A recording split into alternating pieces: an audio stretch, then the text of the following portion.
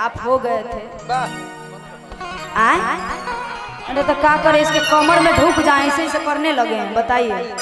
कमर तो ये खुद न हिलाएगी, तनी गुमटी हिलावो। धीरे धीरे जो है ना कमर जो हिलाने का है ना, करते करते डांस इनका कमर अपने आप लपकने लगे। करते करते ना होता है जी कोई चीज। बड़ा हरासमेंट लगता है, हरासमेंट में लग रही लगातार ये सब कार्यक्रम कर। ये बहुत बढ़िया है पियर फराक वाली, रात दिन ये लोग इनका मुस्काने जो है ना कितना आदमी घायल हो जाए। ए ब्यास जी, अरे करते करते आदत हो जाई। इनको पूरे आदत है कमर उमर डोलाने का। गुंजन सिंह जी के लिए है पियर फराक वाली के। अरे कि लुलिया मांगे लुलिया का मांगे का आ लुलिया गुंजन सिंह जैसा भगवान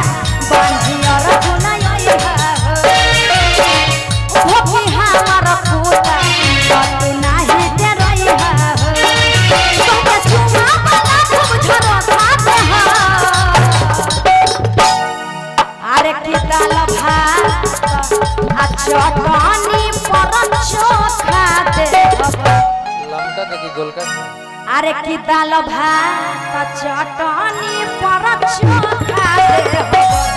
शाकाहारी भोजन में इस भोजन से बढ़ के कोई भोजन नहीं का। ना तो हम सब मांसाहारी हम सब। बात ही अलग है, मन चटपटा जाता है का जी। अब लड़की हो या कोई आदमी खाली आइए ना कि रात दाल भात चटनी पर चोखा दे रतिया के मौका दे खाली, बाप रे बाप ये सब चुस्ता खाए वाला चुस्ता करता है बंदा। चल दिया मतलब जान का भी परवाह। इनको बड़ी हंसी लग रहा है, इनके लाइफ में लग रहा है बीता हुआ है, पूरे हंस रहे हैं। अरे की दाल भात ये भी अपना जवानी में बहुत खेला कर किए होंगे, सब याद आ जाता है। बड़ी खेला। अरे कि कैसे कैसे खेला तू पलंगिया पर खेलला, तू धनिया के लेहला, सब जवानी याद आ जाएगा ये गानवा में। अरे की दाल भात चटनी पर चोखा रतिया के